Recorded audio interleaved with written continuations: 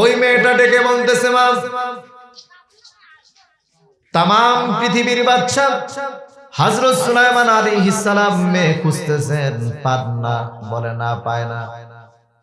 মেয়েটা আবার ডেকে বলতেছে, মা, আমার মনে হয় পয়গম্বর সুলাইমানের যেহেতু কোনো মেয়ে পছন্দ হয় না, আমার মনে হয় আমার পক্ষ থেকে যদি তাকে প্রস্তাব দেওয়া হয়, আমার মনে হয় পয়গম্বর সুলাইমান রাজি হয়ে যাবে।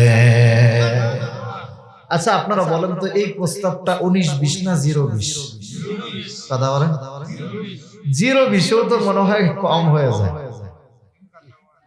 মানে কোন কাতারি পরে কোথায় তাম পৃথিবীর বাদশা আর কোথায় জেলের মেয়ে, কোথায় লন্ডন আর কোথায় পল্টন।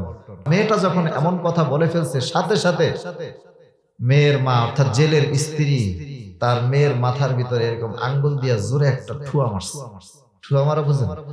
মানে জোরে আঘাত করছে, এত জোরে আঘাত করছে মেয়ের মাথাটা ফুলে গেছে, চোখ দিয়া ঝরঝর করে পানি পড়তেছে।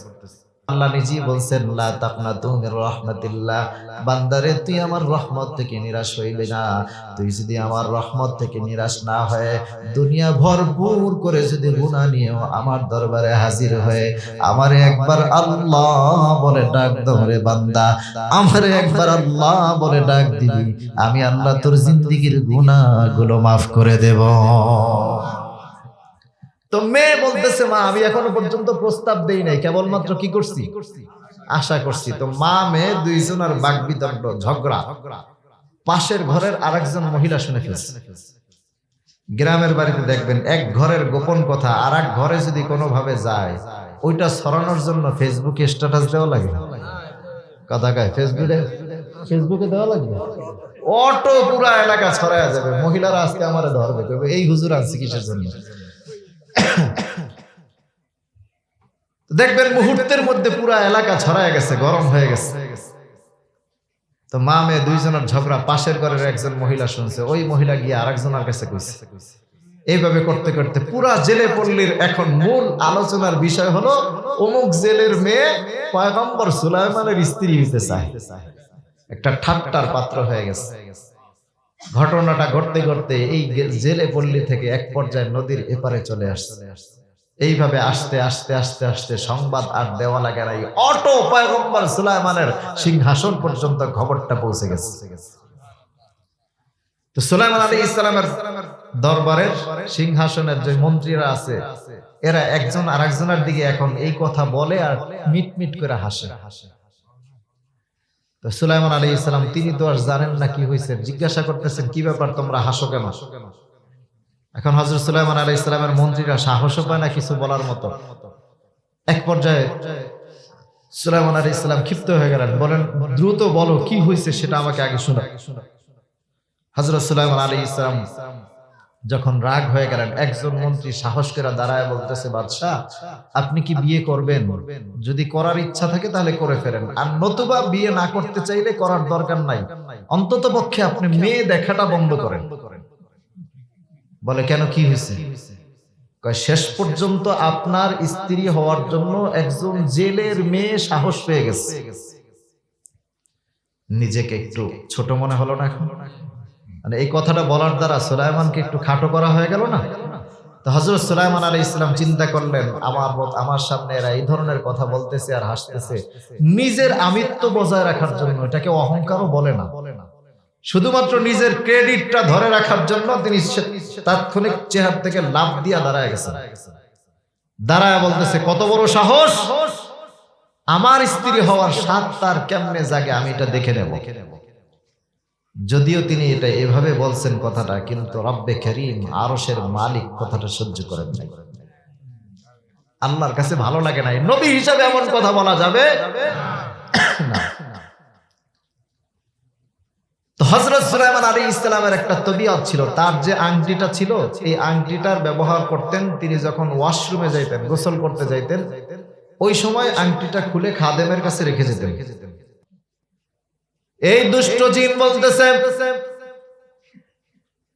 নকল সুলাইমান, যার কাছে তোমরা আংটি পাবে না সেই তো নকল সুলাইমান, সে যদি সিংহাসনের কাছে চলে আসে তাহলে তোমাদের অবস্থা খারাপ হয়ে যাবে। দেশের ভিতরে গন্ডগোল শুরু হয়ে যাবে। সুতরাং ওই নকুল সুলাইমান সিংহাসন পর্যন্ত আসার আগেই তারে খতম করে দিতে হবে, শেষ করে দিতে হবে। যদি শেষ না করতে পারো তাহলে কিন্তু বিপদ। এদিকে পয়গম্বর সুলাইমান আলাইহিস সালাম আস্তে আস্তে জরুরত ছেড়ে রওনা করলেন। বাইরে আসলেন, খাদেমকে খুঁজতেছেন, খুঁজতে খুঁজতে খাদেমকে পাইলেন। পাইয়া এবার সুলাইমান আলাইহিস সালাম ডেকে বলতেছেন, কই আংটিটা দাও। আংটি কি খাদেমের কাছে আছে? খাদেম একবার মাথার দিকে চায়, একবার পাওয়ার দিকে চায়। ও বুঝছি, আপনি মনে হয় নকলটা। সুলাইমান বলতেছে, ব্যাপারটা কি? কি বলতেছে বুঝায় বলো।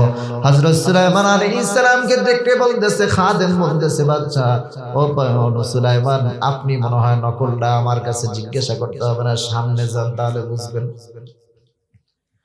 হযরত সুলাইমান আলাইহিস সালাম রওনা করলেন। সিংহাসনের চতুর্দিকে কড়া নজর লাগানো হলো।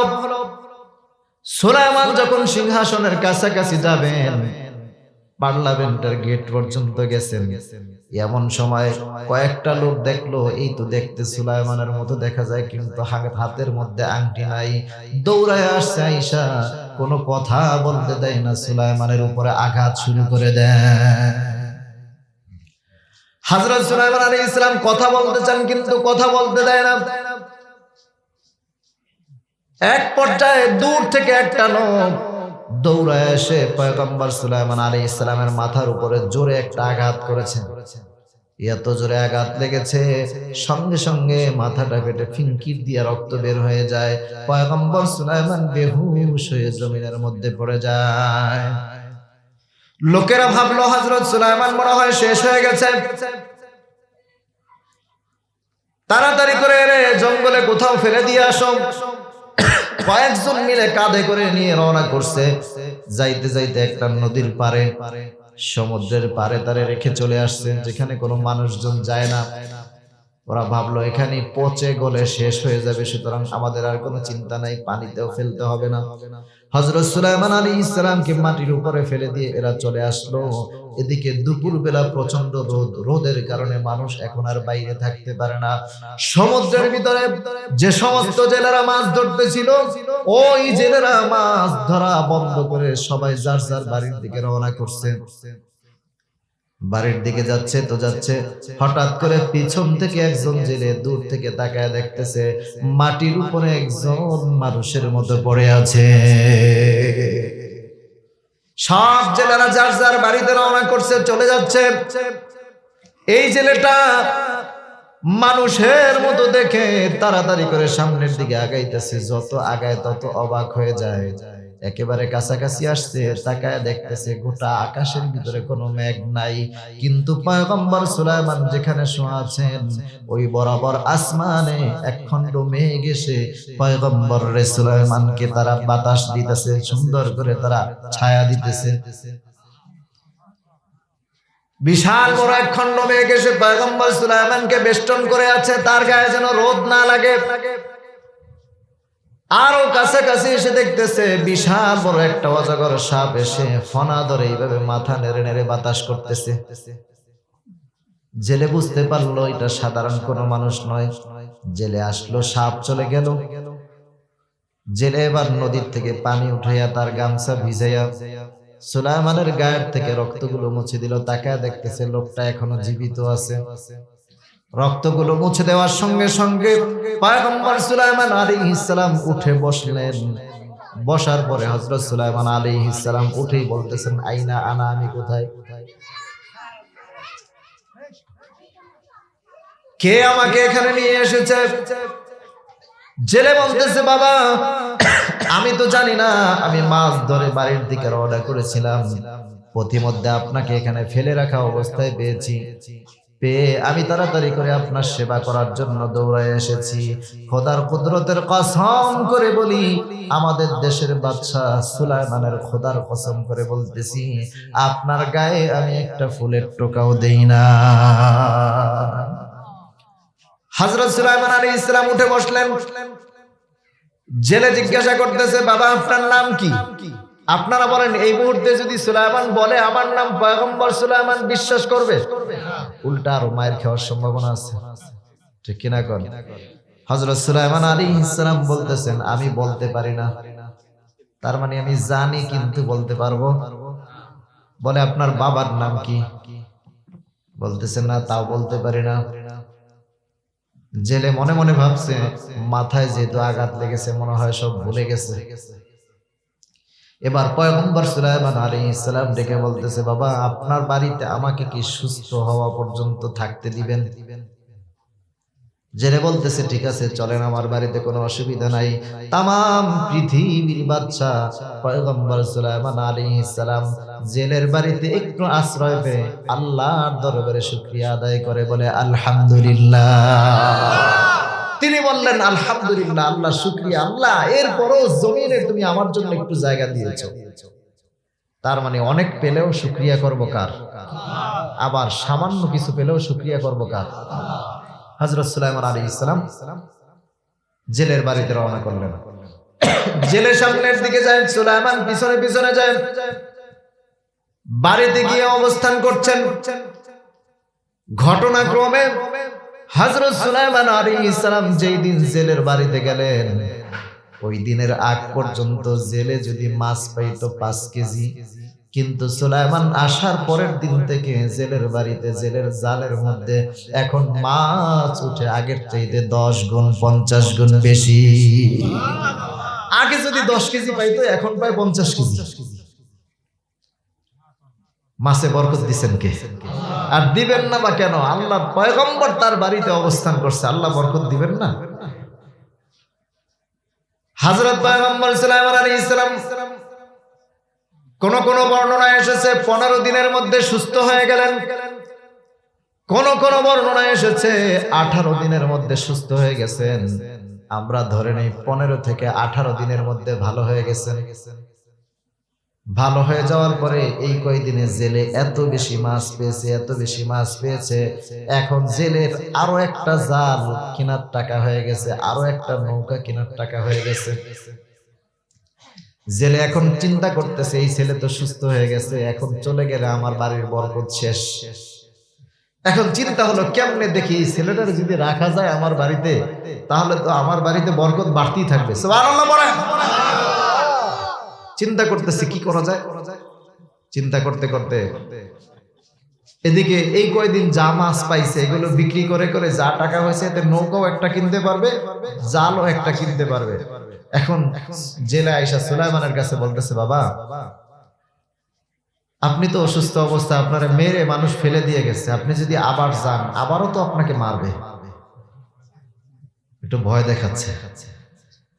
গেলে আবারও তো আপনাকে মারবে, তার চেয়ে এক কাজ করেন, আমার তো একটা জাল আরো একটা কেনার মতো হয়েছে, আরো একটা নৌকা হয়েছে, আপনার যদি সম্মতি থাকে আমি আপনাকে একটা জাল আর একটা নৌকা কিনে দেই, আমার বাড়ির কাজের লোক হিসেবে থাকেন আপনিও আমার সাথে মাছ ধরবেন, মাছ ধরতে ধরতে মাসে আপনারা ধরেন 100 টাকা বেতন দেব, আর থাকা খাওয়া আমার নিজের মধ্যে থাকবে। চুক্তি হয়ে গেল। সুলাইমান আলাইহিস সালাম বললেন ঠিক আছে যাক, চিন্তা তো ভালোই, কারণ গেলে তো আবারও আমার শত্রুরা আমার আঘাত করবে। সুলাইমান রাজি হয়ে গেলেন। এদিকে হযরত সুলাইমান আলাইহিস সালাম তিনি একজন বাদশা, তার বাবাও ছিলেন বাদশা হযরত দাউদ আলাইহিস সালাম। দাউদ আলাইহিস সালাম একজন বাদশা। আপনারা বলেন বাদশার ছেলে কোনোদিন মাছ ধরছে?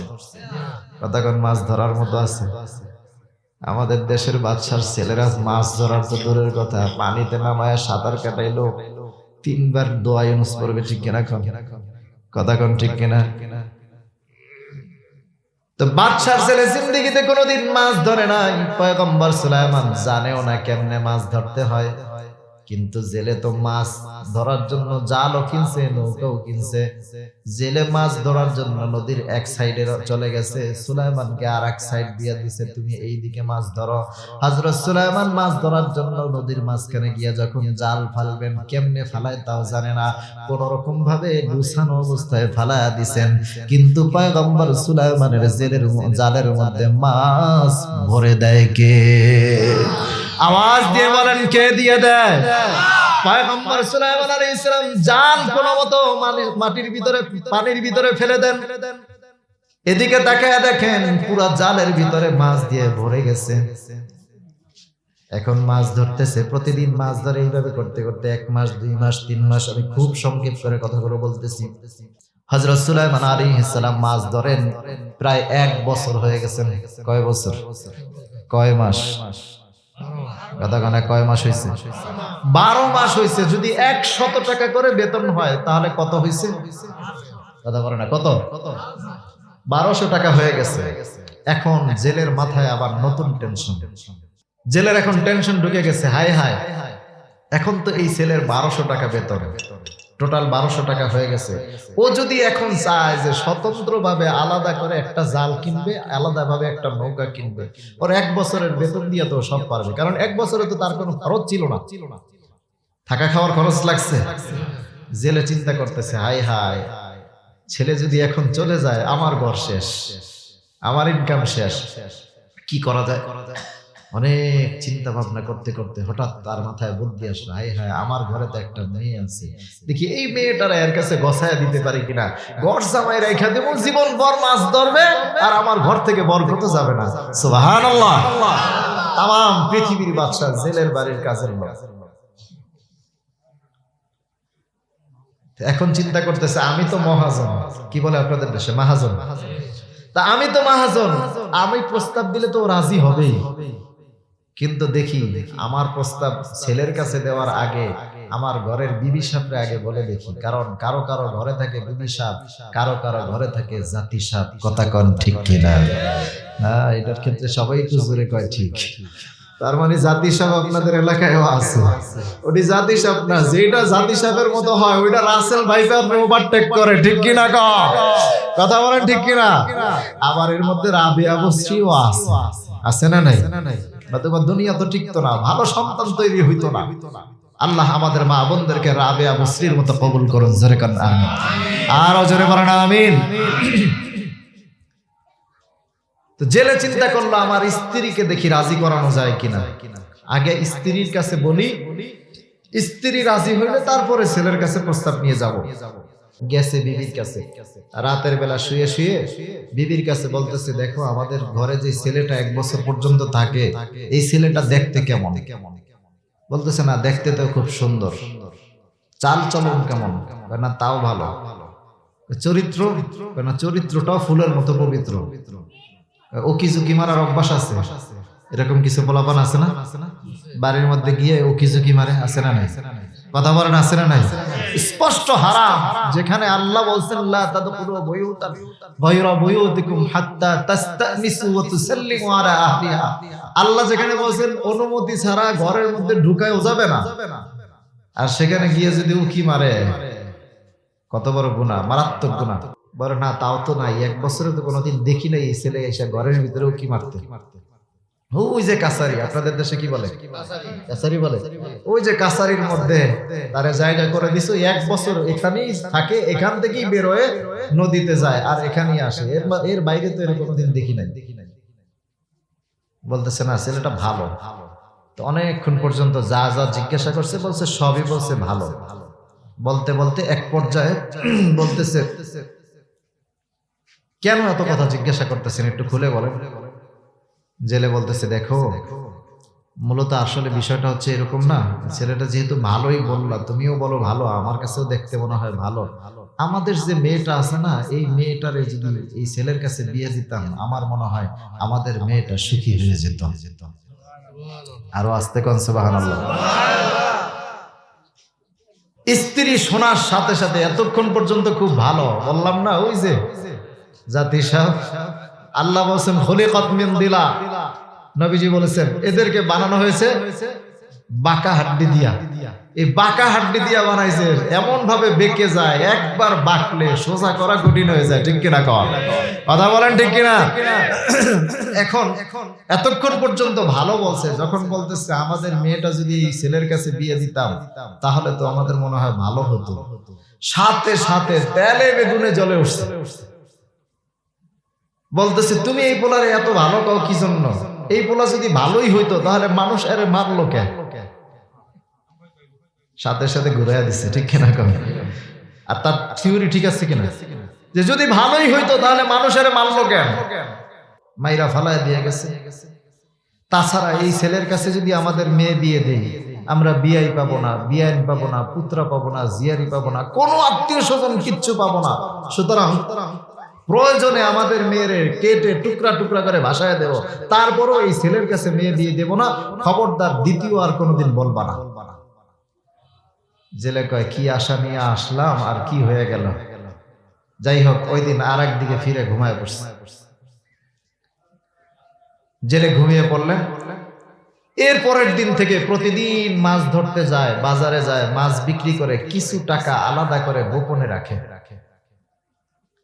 এক সপ্তাহ পর্যন্ত এই টাকাগুলো জমা করছে, মানে কিছু টাকা বাড়িতে জমা দেয় আর কিছু টাকা আলাদা করে। এক সপ্তাহে যেই টাকা হয়েছে ওই টাকা দিয়া এক সপ্তাহ পরে বাজার থেকে গিয়ে সবচেয়ে সুন্দর একটা শাড়ি কিনছে স্ত্রীর জন্য, ভালো গহনাগাটি কিনছে, বাজারের দামি ব্র্যান্ডের মিষ্টি কিনছে, ভালো মিষ্টি কিনছে, পান সুপারি জর্দা যা তার ওয়াইফ পছন্দ করে সব কিনে রাতের বেলা আইনা শাড়িটা পরায় দিচ্ছে। সুন্দর করে শাড়ি পরায় দিয়া এবার তার গায়ে সুন্দর করে মিষ্টিটা খাওয়ায় দিছে, ফলগুলো কেটে কেটে খাওয়ায় দিয়া রাত্রিবেলা যখন শুইছে, আপনারা বলেন আজকের রাত আর ওই এক সপ্তাহ আগের রাত কি সমান? কথা বলেন সমান? জেলে আর একদিকে ফিরে বলতেছে, দেখো একটা কথা বলতে চাইছিলাম, যদি তুমি কষ্ট না পাও, যদি তুমি রাগ না করো। বলে কি কথা? কষ্টের কথা না বললেই তো হয়। কারণ আসলে কথাটা রাগের, তবে তুমি যদি রাগের দিকে না নাও তাহলে রাগের না। বলতেছে কেন, কি হয়েছে বলেন? ওই যে এক সপ্তাহ আগের যে কথাটা বলছিলাম না, ওই কথাটা একটু চিন্তা করে দেখো না, আমাদের মেয়েটা যদি ওই ছেলের কাছে বিয়ে দিতাম ভালোই হতো। জেলের স্ত্রী চিন্তা করতেছে, হায় হায় নতুন শাড়ি পরা, এইমাত্র মিষ্টি খাইছি, এখনো ডেট দিলে ঘ্রাণ বের হয়, কেমনে না কই। তার একদিকে ফিরা বলতেছে, আপনার মাইয়া আপনি যদি বাসায় দেন আমি কিছু করতে পারবো। কি বোঝা যায়? কথা বলেন, কি বোঝা যায়? জেলে রাজি, স্ত্রীও রাজি। জেলে কয় আলহামদুলিল্লাহ, ডবল আলহামদুলিল্লাহ। পরের দিন সকালবেলা হযরত সুলাইমান আলাইহিস সালাম মাছ ধরতে রওনা করলেন। জেলেও মাছ ধরার জন্য রওনা করেছে।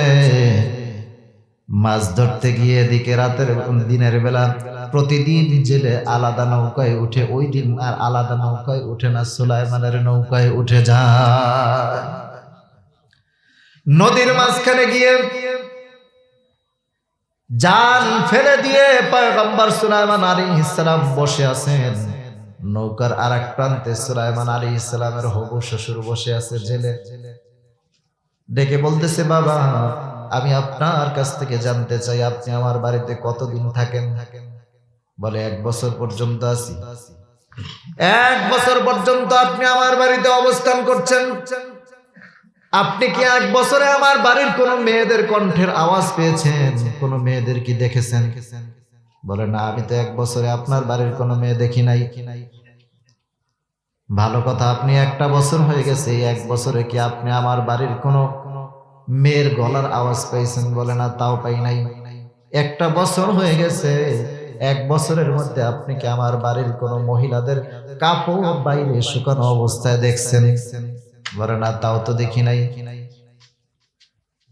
ডেকে বলতেছে, ও বাবা আমরা গরিব হতে পারি, মাছ ধরে মাছ বিক্রি করে কোন রকম জীবন যাপন করতে পারি, তাই বলে আমরা আমাদের দেশের পয়গম্বর সুলাইমান আলাইহিস সালামের কথাগুলো হুবহু মানি। পয়গম্বর সুলাইমান বলেছেন, মেয়েদেরকে পর্দা করানোর জন্য আমরাও মেয়েদেরকে পর্দা করাই, স্ত্রীদেরকে পর্দা করাই। ও বাবা, তবে আপনার কাছে আমি বলতে চাই, আমার ঘরে শুধুমাত্র একটাই মেয়ে, আমার আর কোনো ছেলেও নাই, মেয়েও নাই। আমার ঘরে শুধুমাত্র একটা মেয়ে। এই মেয়েটা এত সুন্দর করে আল্লাহ রাব্বুল আলামিন বানিয়েছেন, এত সুন্দর করে আল্লাহ তাআলা বানিয়েছেন, আমার মনে হয় গোটা বিশ্বের ভিতরে এত সুন্দর করে কাউকে আল্লাহ বানায় না। এত সুন্দর করে আল্লাহ রাব্বুল আলামিন আমার মেয়েটাকে বানিয়েছেন। ও বাবা, আমার মনে বড় ইচ্ছা, আমার মেয়েটাকে আমি আপনার জন্য হাদিয়া করে দিতে চাই। হযরত সুলাইমান আলাইহিস সালাম চিন্তায় পড়ে গেলেন, হাই হাই, এটা আবার কেমন প্রস্তাব। শেষ পর্যন্ত জেলের মেয়ের জামাই হওয়া লাগবে, অর্থাৎ জেলের বাড়ির এখন ঘর জামাই হতে হবে। তার মানে আগের থেকে প্রমোশন হইতেছে। প্রথমে এমনি এমনি আসছে, এরপরে কাজের লোক, এখন আবার ঘর জামাই। কিন্তু সুলাইমানের মনের ভিতরে চিন্তা, টেনশন ঢুকে গেছে। আহারে, কেমন বিয়ে করব যেই বিয়ের ভিতরে পাত্র পক্ষের কোনো আত্মীয় স্বজন আসবে না। কারণ সুলাইমান মনে মনে চিন্তা করতেছেন যে আমি তো আমার কোনো আত্মীয় স্বজন, আমার কোনো উকিল, আমার কোনো কাউকে গার্ডিয়ান হাজির করতে পারবো না। একা একা বিয়ে করতে হবে। মেয়ের পক্ষে সব আত্মীয় স্বজন আসবে, কিন্তু ছেলের পক্ষের কোনো আত্মীয় স্বজন আসবে না। এই চিন্তা করতেছেন আর চোখ দিয়ে ঝরঝর করে পানি পড়তেছে। হযরত সুলাইমান আলাইহিস সালাম টেনশনে পড়ে গেছেন, চিন্তা করতেছেন, মাথাটা নিচু করে দিয়ে। জেলে মনে মনে ভাবছে, মনে হয় ছেলে রাজি না। এবার পয়গম্বর সুলাইমানকে ডেকে বলতেছেন, বাবা, কোনো টেনশনের কারণ নাই, আমার ঘরে তো আর কোনো মেয়েও নাই, ছেলেও নাই, একটাই মাত্র মেয়ে। এই যে দেখেন, আমার এখন জাল আছে 2টা, নৌকা আছে 2টা, এই এতগুলো জায়গা আছে, আমার একটা ঘর আছে। আমরা বুড়া বুড়ি আর কয়দিন বাঁচবো, এই সব কিছুর মালিক তো আপনারা 2জনই হবেন।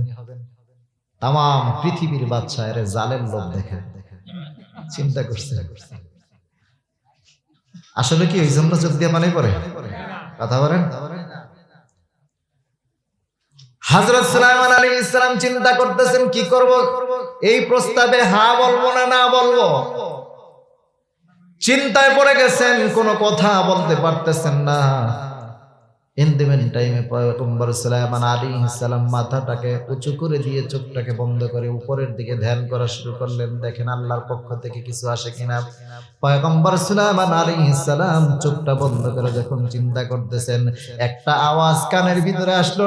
কে যেন আরশ আজিম থেকে ডাক দিয়ে বলতেছে, ও পয়গম্বর সুলাইমান, ও পয়গম্বর সুলাইমান, তুমি এই বিয়ার মধ্যে চুপ করে থেকো না রে পয়গম্বর সুলাইমান।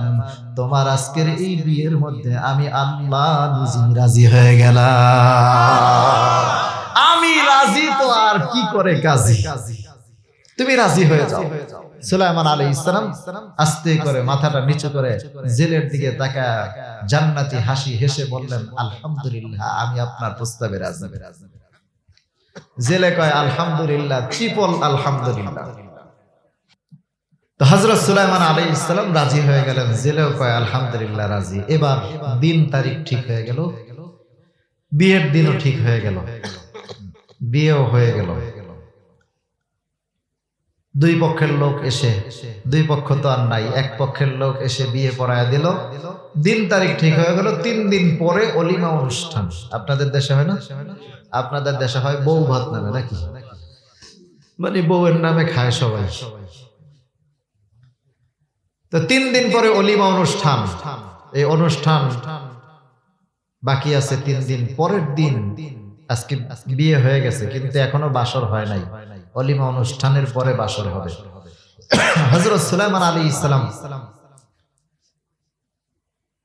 তিনিও বিয়ে করলেন। যা টাকা ছিল 1 বছরের সব টাকা তারে দিয়ে দেওয়া হলো। হিসাব করে করে তিনি এই 1200 টাকা নিয়ে বাজারে গিয়ে মোহরানা দিলেন, বাকি টাকা দিয়ে বিয়ের বাজার করে বাড়িতে আসলেন, এনে রেখে দিয়েছেন। অলিমা অনুষ্ঠানের পরে বউকে দিবে, বউকে সাজায়া দিয়ে গুছিয়ে দেওয়া হবে। পরের দিন সকালবেলা, মানে 3 দিন বাকি আছে, পরের দিন সকালবেলা হযরত সুলাইমান আলাইহিস সালাম শুয়ে আছেন। জেলে মাছ ধরার জন্য রওনা করছে, ডাক দিতেছে, বাবা তাড়াতাড়ি আসেন, তাড়াতাড়ি চলে আসেন। যখন সুলাইমানকে ডাক দিছে, সুলাইমানও আসার জন্য রেডি। এমন টাইমে শাশুড়ি দৌড়ে আসছে। আয়েশা বলতেছে, তুমি জাইল্লা জনমের জাইল্লাই রয়ে গেল। বলে, কেন, কি হয়েছে? এখন তো এই ছেলেটা আমাদের নতুন জামাই, এখন কি সে আমাদের কাজের লোক? সুতরাং জামাই নতুন, পুরান হবে, এরপরে চিন্তা ভাবনা করব সে কি জেলের কাজ করবে না অন্য কোনো ভালো কোনো চাকরি টাকরি তারে দেওয়া যায়। কিন্তু এখন আজকে সে মাছ ধরতে যাইতে পারবে না। দেখেন, কালকে বিয়ে দিতে চায় নাই, আর আজকে কি দরদ বেড়ে গেছে, এখন জামাইরে মাছ ধরতেও যাইতে দেয় না। ঘটনাক্রমে আল্লাহর কি কুদরত, ওই দিন মাছ ধরতে জেলে একাই গেছে, কিন্তু গোটা বছরে একদিনও খালি হাতে ফিরে আসে নাই। ওই দিন একটা ছোট্ট পুঁটি মাছও পায় নাই। সুবহানাল্লাহ, সকালে বলেন একটা পুঁটি মাছও পায় নাই। জেলের মনটা খারাপ। 2 দিন পরে আর 2 দিন, আজকে তো গেল। 2 দিন পরে অনুষ্ঠান, মেহমান খাওয়াবে কি দিয়া, এরপরে বাজার সদাই করা লাগবে, কেমনে কি করবে তার মাথায় টেনশন ঢুকে গেছে। পরের দিন সকালবেলা জেলে বলতেছে, তার স্ত্রীকে আয়েশা বলতেছে, দেখো তোমার মেয়ে জামাইরে দিয়া মাছ ধরাবো না, শুধু আমার সাথে যাবে, আমি জাল ফেলবো, আমি মাছ ধরবো, ঠিক আছে। এদিকে ওই যে দুষ্ট জিন দেশ চালাইতেছে, মনে আছে না? মনে আছে তো সবার? দুষ্ট জিন যে দেশ চালাইতেছে, জিনরা হলো আগুনের তৈরি, মেজাজ খুব কড়া, এত বেশি মেজাজ গরম। তো মেজাজ গরমের ঠেলায় এখন কেউ যদি বিচার নিয়ে আসে, ধরেন চুরির মামলা নিয়ে আসছে, চুরির মামলা নিয়ে আসছে, যে চুরি করছে, যার মাল চুরি করছে, দোনোজনের হাত কেটে দিছে। মানে এখন আর ন্যায় বিচার নাই। এক পর্যায়ে এমন হয়ে গেছে, দেশের মানুষ হতভম্ব হয়ে গেছে, সবাই আশ্চর্য হয়ে গেছে, ব্যাপারটা কি? আমাদের সুলাইমানটা এমন তো ছিল না, এমন হইল কেন? এখন মানুষগুলো জুলুমের শিকার, মানুষগুলো এখন আল্লাহর কাছে দোয়া করতেছে, আল্লাহ হয় আমাদেরকে এই জালেমের হাত থেকে বাঁচাও, নতুবা এই জালেমকে ধ্বংস করে দাও। ঘটনাক্রমে হযরত সুলাইমান আলাইহিস সালামের দরবারে একটা আল্লাহ ওয়ালা জিন ছিল, বুজুর্গ, খুব ভালো। এর নাম ছিল আফি বিন বারখিয়া। এর নাম কি? আফি বিন বারখিয়া। এত শক্তিশালী, তার জ্ঞানের ব্যাপারে আল্লাহ কোরআনে আয়াত নাজিল করেছেন। সুবহানাল্লাহ পড়েন। আল্লাহ রাব্বুল আলামিন বলেন, ক্বালাল্লাযী ইনদাহু ইলমুম মিনাল কিতাবি আনা আতিকা বিহি قبل أن يرتد إليك طرفك। আল্লাহ রাব্বুল আলামিন আফি বিন বারখিয়ারে এমন পাওয়ার দিয়েছিলেন, এমন পাওয়ার দিয়েছিলেন, কত বড় শক্তিশালী ছিল আফি বিন বারখিয়া। কেমন পাওয়ার ছিল? রানী বিলকিস নাম শুনছেন না আপনারা? রানী বিলকিস পৃথিবীর ভিতরে একমাত্র শাসক ছিল, রানী ছিল, যার বাবা ছিল মানুষ, মা ছিল জিন। কি ছিল?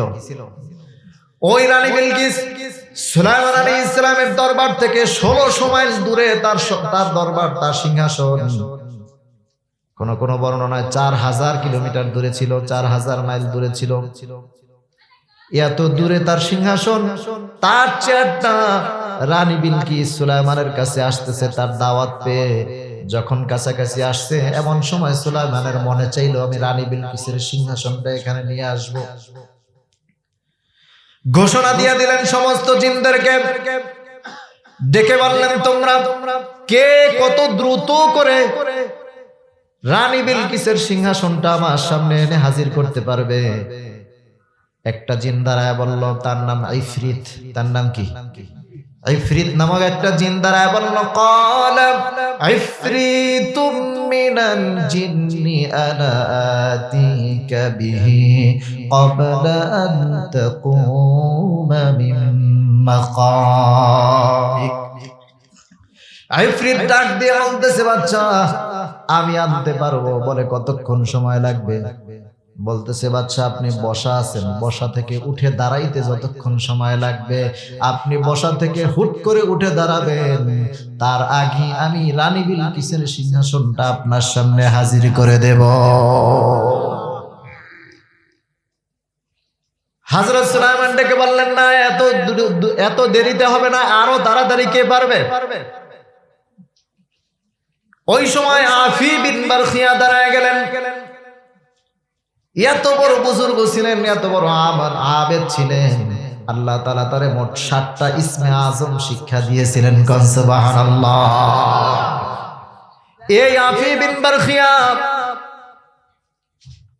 দাঁড়ায় বলতেছে লাব্বাইকা ওয়া সাদাইকা ইয়া নবী আল্লাহ, হে আল্লাহর পয়গম্বর সুলাইমান, আমি এর থেকেও আগে আনতে পারবো। বলে কতক্ষণ লাগবে? আফি বিন বারখিয়া বলতেছে ক্বালাল্লাযী ইনদাহু ইলমুম মিনাল কিতাবি আনা আতিকা বিহি ক্বাবলা আন ইয়ারতাদ্দা ইলাইকা তারফুক। আওয়াজ দিয়ে কোন সুবহানাল্লাহ। আফি বিন বারখিয়া বলতেছে বাচ্চা, আমি আনতে পারবো, ওই ফ্রিতে চাইতেও কম সময় লাগবে। বলে কতক্ষণ সময় লাগবে? বাদশা আপনি অনুমতি দিবেন, অনুমতি দেওয়ার পরে আপনার চোখটা যদি খোলা থাকে বন্ধ করতে যতক্ষণ লাগবে, অথবা আপনার বন্ধ করা চোখটা খুলতে যতক্ষণ লাগবে, 1 সেকেন্ড লাগে। কথা বলেন 1 সেকেন্ড লাগবে? চোখ যদি দ্রুত বন্ধ করি মনে হয় ন্যানো সেকেন্ড লাগতে পারে। আফি বিন বারখিয়া বলতেছে বাচ্চা, আপনি শুধুমাত্র অনুমতি দিবেন, অনুমতি দেওয়া শেষ করার আগে আমি আপনার সিংহাসনটা আপনার কদমে হাজির করে দেব। ওই আফি বিন বারখিয়া তার কাজ ছিল শুধুমাত্র সিংহাসনের পাশে বসে, তার জন্য একটা কামরা করে দেওয়া ছিল, ওখানে বসে বসে তিনি শুধু নিচের দিকে তাকাইয়া ইবাদত করতে থাকতেন। হযরত সুলাইমান যদি তারে কোনো কাজ দিতেন, কাজটা করেই আবার আইসা বসে ইবাদত শুরু করে দিতেন। এমনি এমনি তো আল্লাহ তারে 7টা ইসমে আজম দেন নাই। আফি বিন বারখিয়া 1 বছরে একবারও মাথা উঠায়া দেখে নাই। 1 বছর পর্যন্ত মাথা নিচু করেই শুধু ইবাদত করতেছিল। তো 1 বছর পরে তার কানের ভিতরে আওয়াজ আসতেছে যে আল্লাহ এই সুলাইমান থেকে আমাদের বাঁচাও, এই সুলাইমান থেকে বাঁচাও। আফি বিন বারখিয়া বলতেছে ব্যাপারটা কি, বিষয়টা কি আসলে একটু দেখা দরকার, মানুষ সুলাইমানের উপর অতিষ্ঠ কেন? তো 1 বছর পরে আফি বিন বারখিয়া মাথাটা উঁচু করে দেখি সুলাইমানটা কি হয়েছে। সিংহাসনের দিকে তাকাইছে, তাকানোর সাথে সাথে জিনে তো জিন চিনে। কথা বলেন চিনে কিনা? জিনে জিন চিনে না? দেখার সাথে সাথে বলতেছে হায় হায়, এইটাই তো নকল না।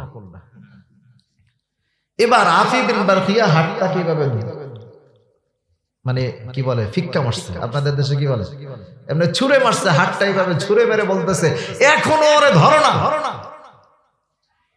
তো এটা বইলা যখন একটা ধমক দিছে, সাথে সাথে ও বুঝতে পারছে আমার অবস্থা খারাপ, পিলপিটিশন গরম হয়ে গেছে, সাথে সাথে দিছে দৌড়। এখন আফি বিন বারখিয়াও পিছনে দৌড়ায়, ও দৌড়ায়, দৌড়াইতে দৌড়াইতে দৌড়াইতে দৌড়াইতে যখন দেখে সুলাইমানকে মানে আফি বিন বারখিয়া ওরে ধরে ফেলবে ভাব, এমন সময় সে উপরের দিকে ওঠা শুরু করছে। উপরের দিকে উঠতে উঠতে উঠতে উঠতে উঠতে আফি বিন বারখিয়াও তারে ধরে ফেলবে, তারও তো শক্তি কম না। যখন একেবারেই ধরে ফেলবে ভাবতেছে, এমন সময় সে ছোট হওয়া শুরু করছে। আস্তে আস্তে নিজেকে ছোট করতে করতে করতে করতে এক পর্যায়ে সে বাতাসের সাথে বিলীন হয়ে গেছে, যাতে আর তারে না ধরতে পারে। যখনই সে বাতাসের সাথে বিলীন হয়ে গেছে, আংটিটা টপ করে সমুদ্রের মধ্যে পড়ে যায়। সুবহানাল্লাহ বলবেন না? সমুদ্রের মধ্যে যখন আংটিটা পড়ে গেল, আংটিটা পড়ে যাওয়ার সঙ্গে সঙ্গে নিচের দিকে যখন পানি দিয়ে নিচের দিকে নামতেছে, এমন সময় হঠাৎ করে দূর থেকে একটা মাছ মনে মনে ভাবলো, দেখতে সুন্দর দেখা যায়, এত সুন্দর জিনিস পানির মধ্যে পড়েছে, মনে হয় এর চাইতে সুন্দর ভালো খাবার আর পৃথিবীতে নাই। ভালো খাবার মনে করে একটা মাছ গিয়ে তাড়াতাড়ি করে ছবল মেরে গিলে খেয়ে ফেলে। আগেই বলেছিলাম আংটি যার কাছে যায় তার কাছে আল্লাহ ক্ষমতা দিয়ে দেয়, পাওয়ার দিয়ে দেয়। মাছ যখন আংটিটা গিলে ফেললো, সঙ্গে সঙ্গে সমুদ্রের সব মাছগুলো এই মাছের পিছনে আইসা মিছিল দেওয়া শুরু করছে। এখন সব মাছগুলো আইসা তার পিছনে পিছনে ভিড় করতেছে। সামনের নেতা মাছ যায়, আংটিওয়ালা মাছ যায়, পিছনের মাছগুলো তার পিছনে পিছনে আসতেছে। এদিকে পরের দিন সকালবেলা জেলে বলতেছে তার স্ত্রীরে, তোমার মেয়ে জামাইরে দিয়া মাছ আমি ধরাবো না, আমি জাল ফেলবো, আমি মাছ ধরবো, আমি বাড়িতে যা পাবো তা সব আমার কাঁধে করে নিয়ে আসবো, মেয়ের জামাইকে ধরতেও দেব না। বলতেছে কসম কইরা কও? হ্যাঁ কসম কইরা কইলাম। ভালো কথা। ওই দিন পরে হযরত সুলাইমানকে শাশুড়ি বললেন, ঠিক আছে যান বাবা, আপনি যাবেন, তবে কিছু ধরবেন না, এটা আমার নির্দেশ। সুলাইমান চলে আসছেন জেলে, নদীর মাঝখানে জাল নিয়ে পড়ে আছে, জাল ফেলে দিয়ে দুইজন জামাই শ্বশুর কথা বলতেছে। ইন্দিমেন টাইমে তাকায় দেখতেছে, মনে হয় যেন জাল গুলো টেনে টেনে সমুদ্রের মধ্যে নিয়ে যায়। বুঝতে পারছে বড় কোনো মাছ হয়তো বা লাগছে, সঙ্গে সঙ্গে জাল উঠানো শুরু করছে। জাল উঠাইতে গিয়ে তাকায় দেখতেছে জালের মধ্যে ছিদ্র আছে না নাই। তাকায় দেখে জালের মধ্যে এমন একটা ছিদ্র বাকি নাই যেই ছিদ্রের মধ্যে মাছ বাজে না। এখন সব জাল মাছ সহ যদি নৌকার মধ্যে উঠায়, নৌকা তলায় যাবে। কোনোভাবে কোন রকম ভাবে নদীর কিনারে চলে আসছে, জাল উঠানো শুরু করছে। এবার আঙিনায় ডাঙায় উঠানো শুরু করছে। নদীর পারে উঠাইতে উঠাইতে যখন একেবারে মাছ সবগুলো উঠানো হয়ে গেছে, এখন আর জাল নাই, কিন্তু তাকে দেখে জালে মাছ লাগা ছাড়াই অন্যান্য মাছগুলো সমুদ্র থেকে লাফায়া লাফায়া ওই মাছের কাছে চলে আসতেছে। এত বেশি মাছ এখানে স্তূপ হয়ে গেছে, এখন আর নিজে এত মাছ জীবনে দেখেও নাই। জেলে হতভম্ব হয়ে গেল, কি করা যায়। ওই সময়ের সবচেয়ে শক্তিশালী 70 জন নওজোয়ান, কয়জন? 70 জন নওজোয়ান ভাড়াটিয়া ভাড়া করছে বদলা। আপনাদের দেশে কি বলে? বদলা বলেনি? বদলা নিয়ে আসছে, কাজের লোক নিয়ে আসছে মাছ নেওয়ার জন্য। সারাদিন তারা সবাই মাছ নিয়ে বাড়িতে রাখে, আবার আইসা মাছ নেয়, আবার আনে, আবার যায়। এইভাবে বিকাল ঘনায় আসছে। এমন টাইমে জেলের স্ত্রী ঘর থেকে মাছগুলো তাকায় দেখে দেখে বলতেছে, এই ছেলের কাছে মেয়ে বিয়ে দিলে পরের দিন এত মাছ পাওয়া যায়, যদি জানতাম 6 মাস আগে বিয়ে দিতাম। কয়েকদিন আগে কিন্তু বিয়ে দিতে চায় নাই, এখন দরদ কি দেখছেন? সামনে আরো অবস্থা দেখেন কি অবস্থা। এখন 6 মাস আগে বিয়ে দিয়ে দেয়। তো যাই হোক, ওই দিন সব মাছগুলো জেলে বাজারের দিকে নিয়ে রওনা করছে। পরের দিন অনুষ্ঠান, একদিন আছে অলিমা অনুষ্ঠান। পরের দিন অনুষ্ঠানের জন্য ভালো ভালো সুস্বাদু মাছগুলো বেছে বেছে রেখে দিয়েছে, আর সব মাছগুলো বাজারে নিয়ে গেছে। আর ওই দিন খাবারের জন্য একটা মাছ ঘরে রেখে দিয়েছে। আপনারা বুদ্ধি করে বলেন তো মাছটা কোন মাছ? হ্যাঁ, মাশাআল্লাহ। হযরত পয়গম্বর সুলাইমান এবং তার শ্বশুর 2 জন রওনা করলেন বাকি মাছগুলো নিয়ে বাজারে যাওয়ার জন্য। আর পরের দিনের জন্য মাছগুলো রেখে গেলেন। সন্ধ্যাও কাছাকাছি চলে আসছে, দুপুর বেলা কেউ খায় নাই।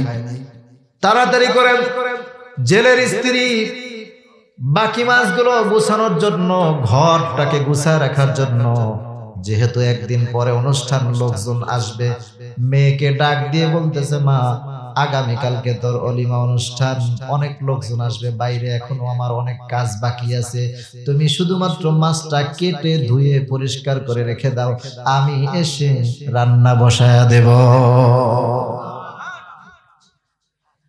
জেলের স্ত্রী বাড়ির অন্যান্য কাজে ব্যস্ত, জেলে এবং সুলাইমান 2 জন বাজারে ব্যস্ত। ঘরের মধ্যে মেয়েটা একা।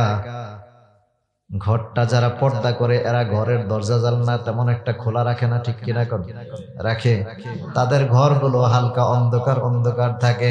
মেয়েটা ওই অন্ধকারের ভিতরে যাও নিয়ে মাছ কাটার জন্য বসেছে। মাছের প্রথম কাটে কি? গলা কাটে।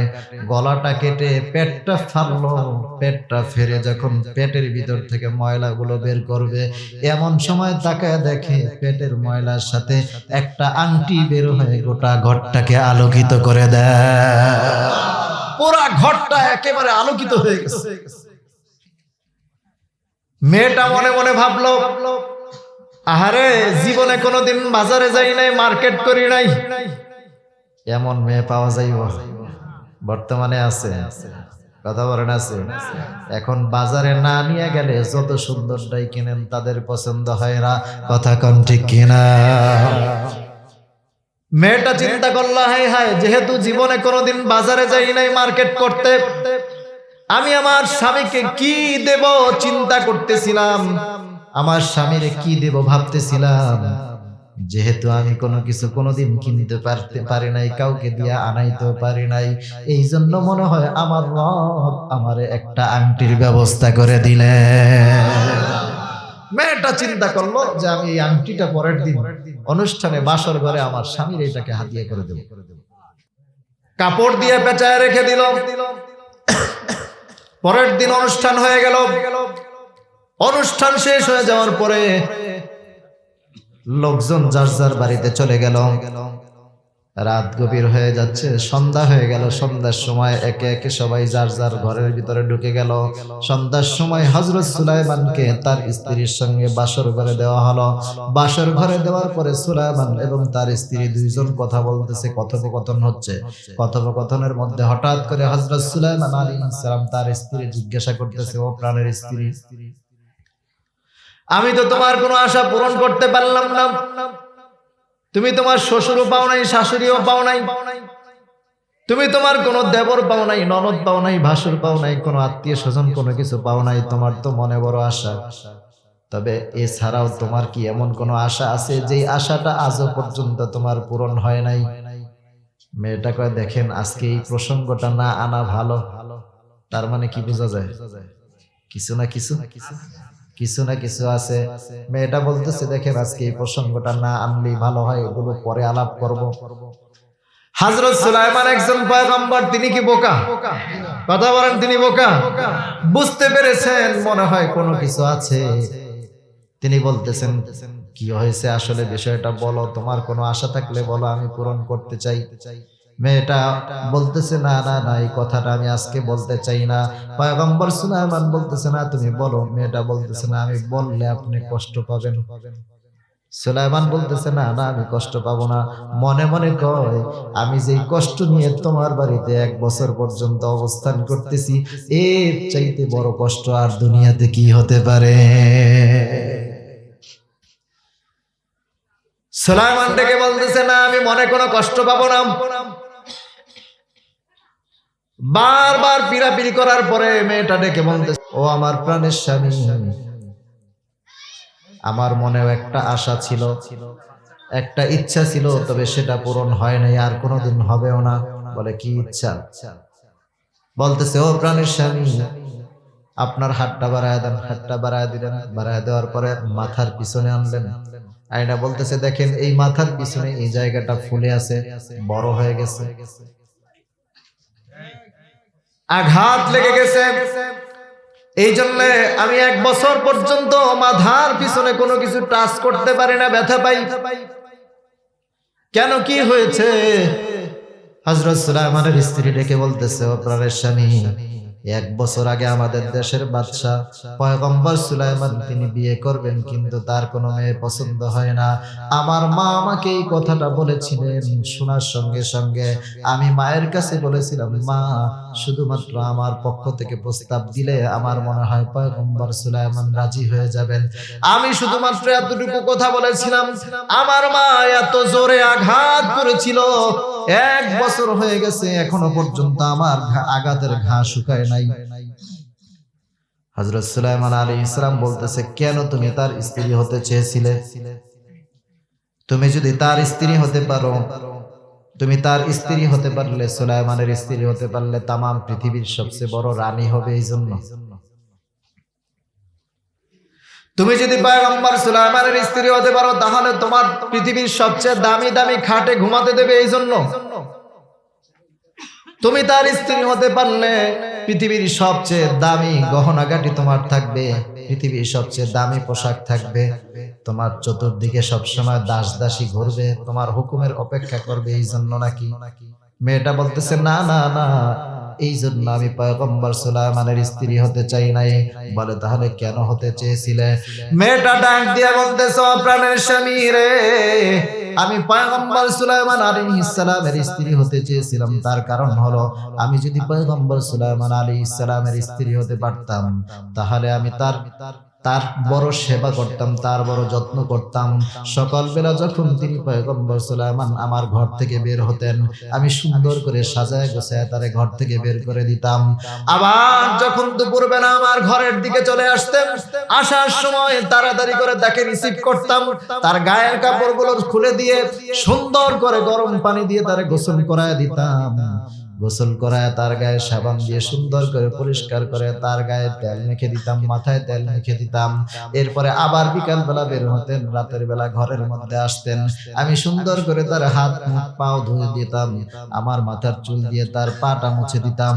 রাতের বেলা ঘুমানোর সময় পয়গম্বর সুলাইমানের মাথাটা টিপে টিপে আমি তার ঘুম পাড়ায়া দিতাম,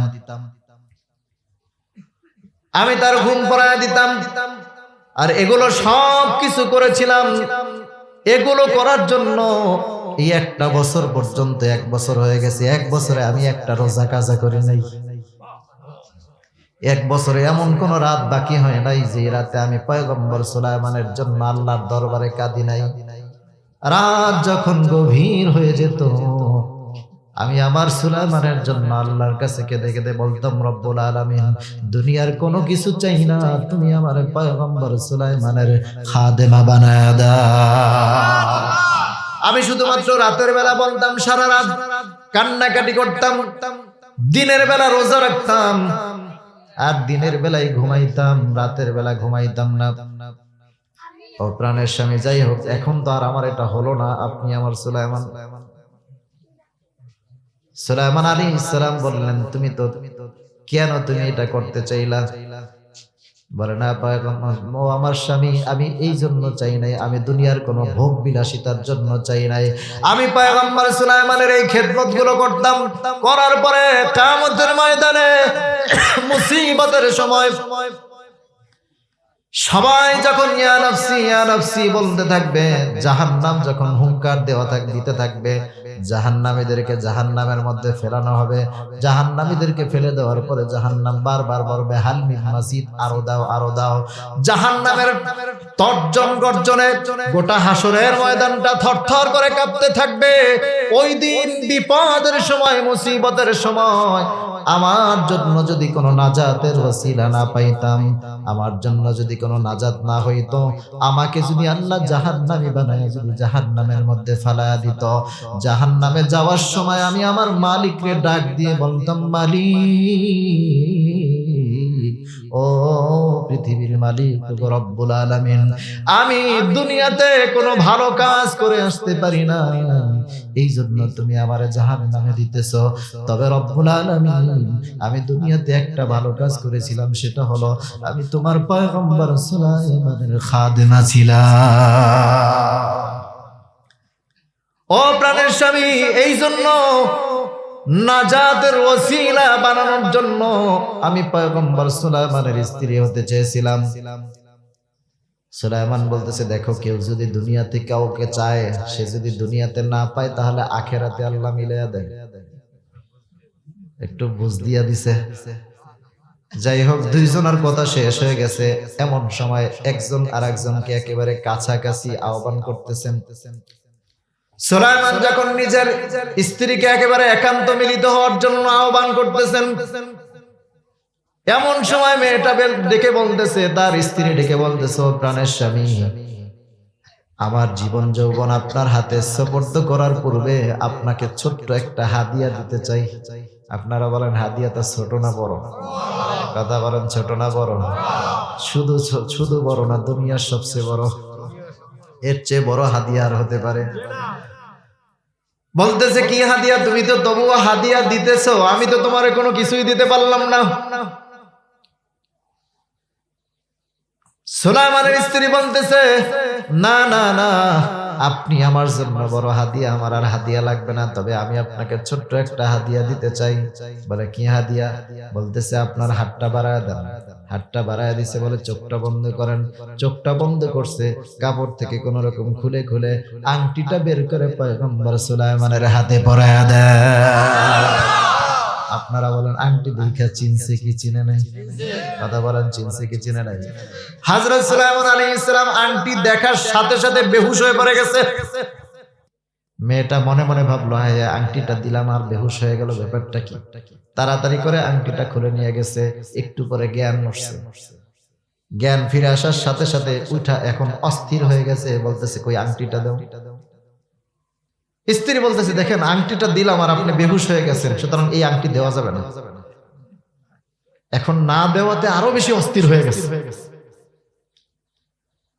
এক পর্যায়ে বাধ্য হয়ে আংটিটা দিছে, আবার দিছে, আবারও বেহুশ হয়ে গেছে। এক পর্যায়ে এমন হয়েছে আংটি দিলে বেহুশ হয়ে যায়, আবার আংটি যদি খুলে নিয়ে যায় আরো অস্থির হয়ে যায়, পাগলামি শুরু করে যায়। কারণ কতদিন পরে হারানো জিনিস ফিরে পেয়েছে। অবস্থা এমন হয়ে গেছে, এখন কি করবে বুঝতে পারতেছে না। 3 বার বেহুশ হয়ে যাওয়ার পরে মেয়েটা আংটিটা খুলে নিয়ে মায়ের কাছে গেছে।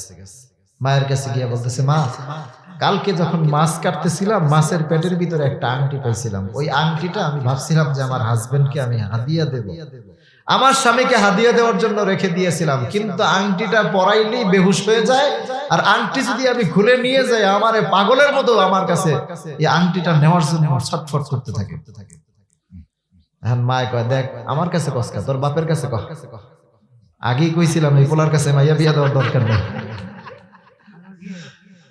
দেখছেন, কালকে কিন্তু 6 মাস আগে বিয়া দিতে চাইছে, আর আজকে মানে ঝামেলা হইলে তার আর নাই, আর ঝামেলা না হইলে আসি 100%।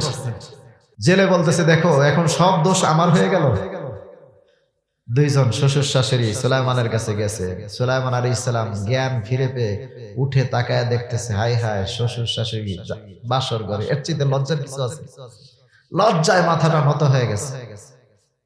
শাশুড়ি ডাক দিয়া বলতেছে, বাবা মাছের পেটের আংটি, মাছ আংটি, এটা কি ভালো জিনিস?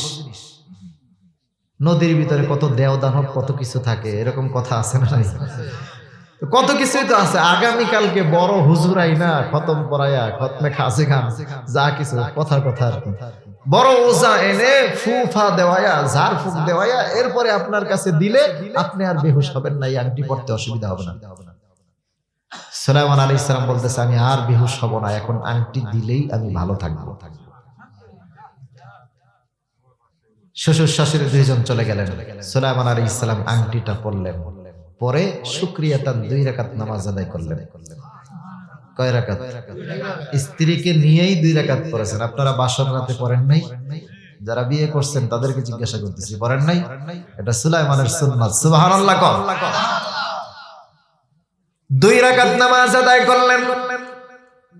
নামাজ আদায় করতে করতে আংটি পরার সঙ্গে সঙ্গে এখন সব মনে পড়ে গেছে। কিসের থেকে কি হয়েছে? নামাজ শেষ করে আল্লাহর দরবারে হাত উঠায়া দোয়া করতেছে, রব্বুল আলামিন শুধুমাত্র একটা কথা বলেছিলাম, কত বড় সাহস, মনে আছে না? শুধুমাত্র একটা কথা বলেছিলাম, কত বড় সাহস। আর ওই এক কথার কারণে অবশেষে সেই জেলের বাড়িতে 1 বছর কাজের লোক বানাইয়া ওই জেলের মেয়ের সাথে বিয়ে পড়াইয়া আবার ওই জেলের মেয়ের হাতে তুমি আংটিটা ফিরাইয়া দিলা।